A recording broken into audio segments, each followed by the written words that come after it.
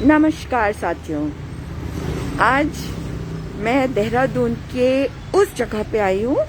देखिए, आप देख सकते हैं, इसे कहते हैं नेहरू वार्ड। और नेहरू वार्ड क्या है? नेहरू वार्ड यानी कि वो जगह जहाँ नेहरू जी को जेल में रखा गया था। मैं देहरादून से आपको तस्वीरें दिखा रही हूँ और आप देख सकते हैं, मैं आपको यहाँ लेके आई हूँ। ये इसका सौंदर्यकरण करा गया है, तो इसमें बहुत सारी चीज़ें बदल दी गई हैं। पर नेहरू जी और बापू नेहरू जी, ये इन्होंने इसका सौंदर्यकरण करा है। और पहले यहाँ सड़क वगैरह ऐसे नहीं थी, नेहरू जी यहाँ घूमा करते थे। और ये देखिए, लिखा हुआ है नेहरू वार्ड।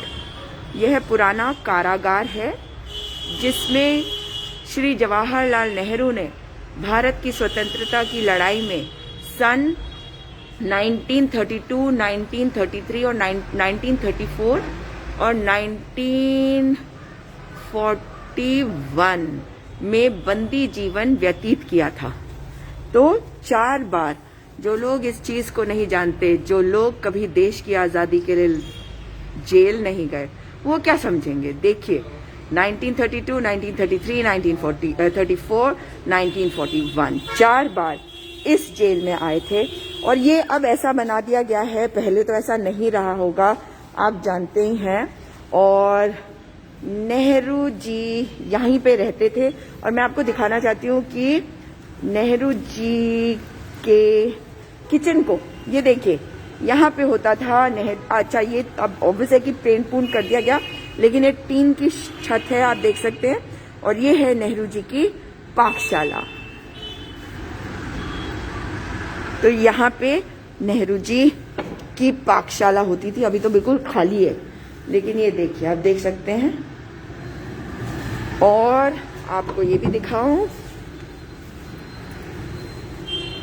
ये नेहरू जी का भंडार घर था, क्योंकि वो जेल में यहाँ थे तो खाना ऑब्वियसली यहाँ पे होगा। सोचिए जरा, जब नेहरू जी रहे होंगे तो ये पेड़ हरा भरा रहा होगा। अब ये बंद करके, ये सौंदर्यकरण के नाम पे ये सीमेंटेड कर दिया, ये पेड़ भी खत्म कर दिया। और ये वो जगह है, ये आप देख सकते हैं, इसके अंदर नेहरू जी रहा करते थे। पर इससे पहले कि मैं आपको ये दिखाऊं, मैं आपको कुछ और चीजें दिखाना चाहती हूँ। यहाँ पे मैं वापस आऊंगी, पहले आपको इस साइड ले जाती हूँ। और नेहरू जी यहाँ टहला करते थे। अब यहाँ गाड़ी की पार्किंग है, सड़क है। ये देखिए, ये है नेहरू जी का शौचालय और ये है नेहरू जी का स्नान घर। तो इधर ये है और इधर की तरफ किचन। और ये देखिए, मैं आपको ये दिखाना चाहती हूँ, जब मुख्यमंत्री विजय बहुगुणा जी थे उत्तराखंड के, तब इसका शिलान्यास किया था, मतलब इसका जो ये सौंदर्यकरण किया है।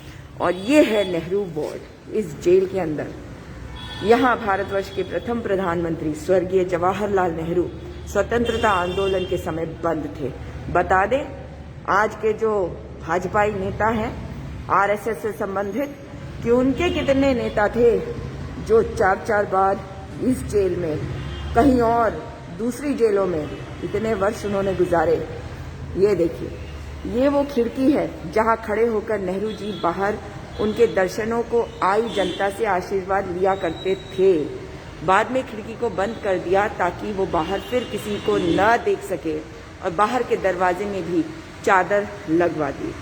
ये अंग्रेजों ने क्या, अरे बेवकूफ, ये रिजॉर्ट नहीं है, ये तो अब ऐसा बनाया गया है सौंदर्यकरण के नाम पे। यहाँ पे कुछ भी नहीं है, कुछ भी नहीं। ये देखिए, ये बंद रहता है तो अंदर नहीं दिखा सकती, खाली आपको जितना होगा। कितने बुरे हाल का। और जो फालतू की बकवास कर रहा है ना, बेवकूफ, तू तो है ही गधा, बेवकूफ। ये ऐसी हालत में रहते थे इस कमरे में।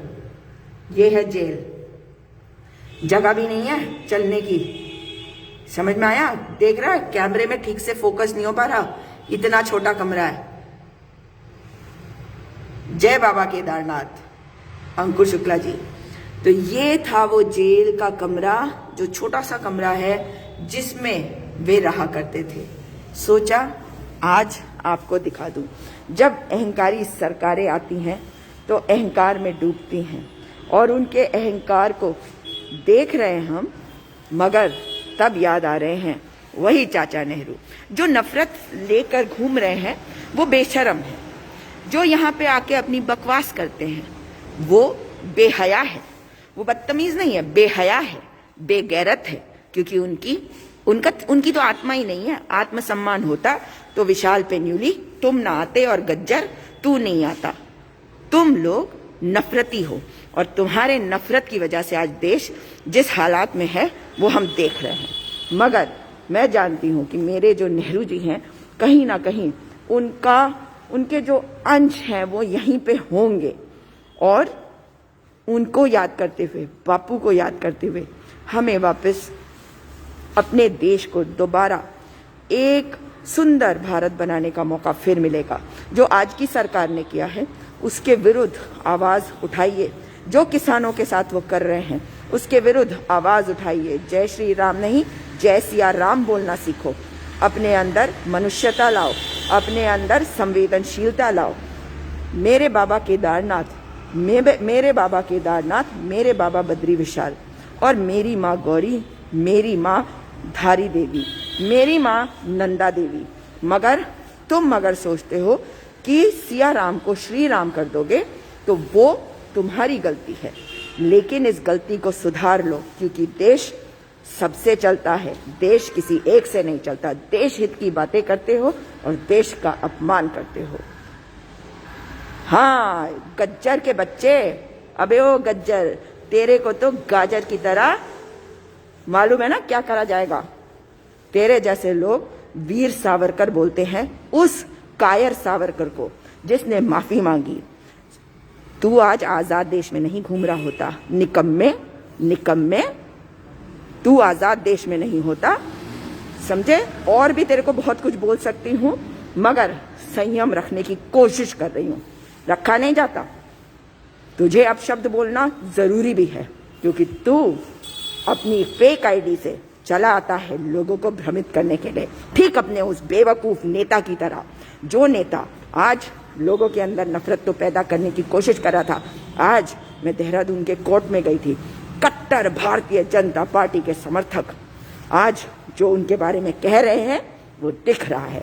वो कह रहे हैं कि इस अहंकार से जो वो कर रहे हैं उसकी वजह से वो गिरेंगे, वो खत्म होंगे।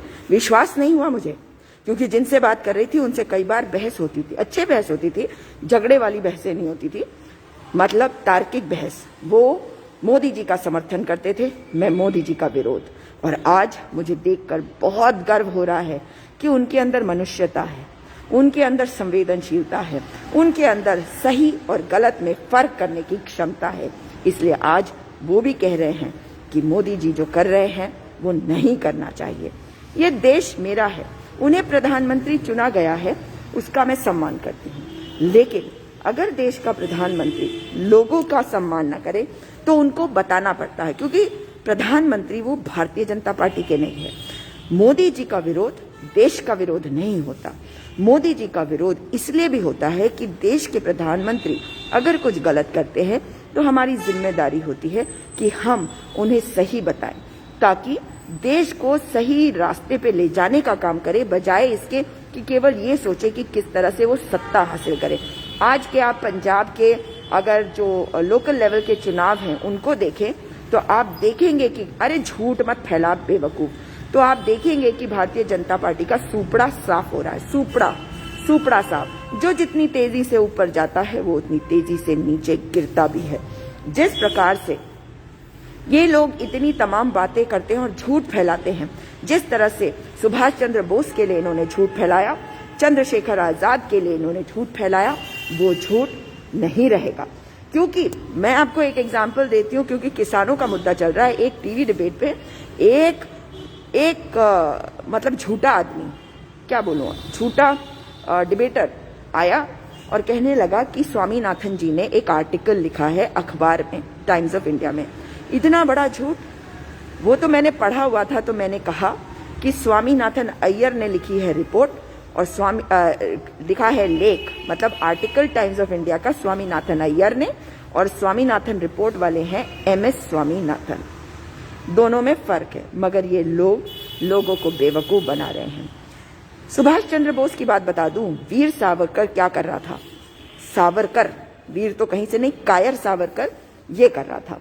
वो अंग्रेजों को कह रहा था कि तुम्हारी ब्रिटिश आर्मी में हम हिंदुओं को भरेंगे। हिंदुओं को किसकी आर्मी में? क्रिश्चियन ब्रिटिश आर्मी के अंदर। और उन्होंने किया, 1 लाख नौजवानों को भर्ती करा। और उस वक्त किया जिस वक्त नेताजी सुभाष चंद्र बोस नॉर्थ ईस्ट में असम वाले एरिया में सेना बना रहे थे। गद्दार सावरकर। फिर भी आज वो भी हमारे देश का था, अपराधी था, कायर था, पर देश का था और देश हित में उसे सजा दी जानी चाहिए थी। लेकिन उसकी अपनी सोच थी, अपने तरीके से वो जिया।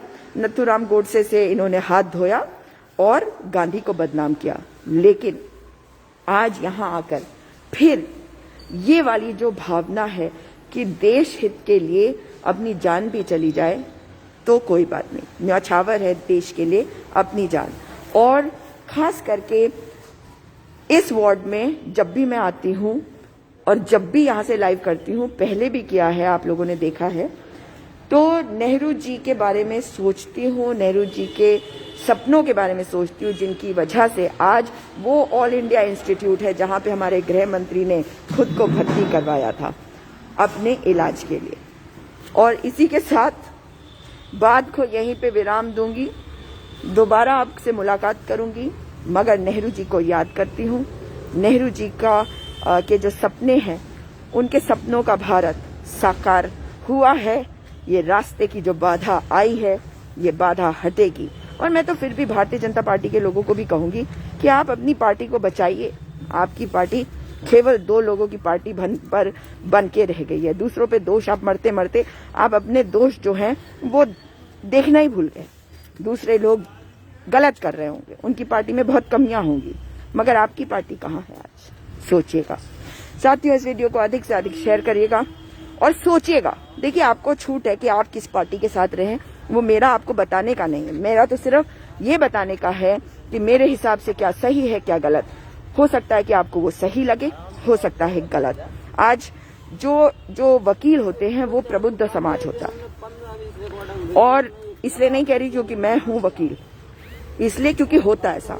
और जो मैंने देखा है कि उनके एटीट्यूड में जो चेंजेस बहुतों के देखा, ऐसा नहीं कि सबके में हुआ होगा, लेकिन जिनसे मेरी बहस होती रही है, उनसे जब आज मुलाकात हुई और मैंने देखा, तो मैंने ये समझा कि किस प्रकार से वे सही और गलत में फर्क कर रहे हैं। जो हार्डकोर मोदी भक्त हुआ करते थे, वो आज ये कह रहे हैं, वो वकील, कि जो मोदी जी कर रहे हैं वो गलत है, मोदी जी अहंकारी हो गए हैं। ये वकील लोग कह रहे हैं।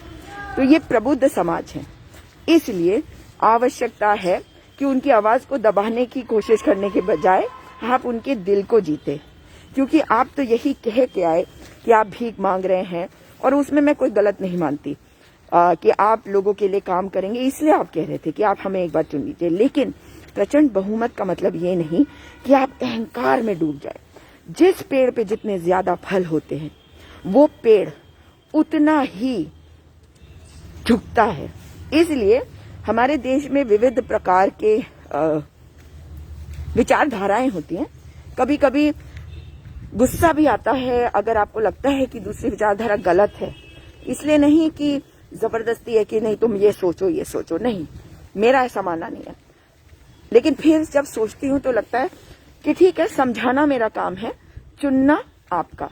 तो चुनना आपका अधिकार है, मगर अगर आप सचमुच में देश हित के बारे में सोचेंगे तो बहुत सारी चीजें हैं आपके सामने। सोचिए, समझिए और अपना चुनाव करिए। तो साथियों, दोबारा मुलाकात होगी। इस वीडियो को अधिक से अधिक शेयर करिएगा। नमस्कार, जय हिंद।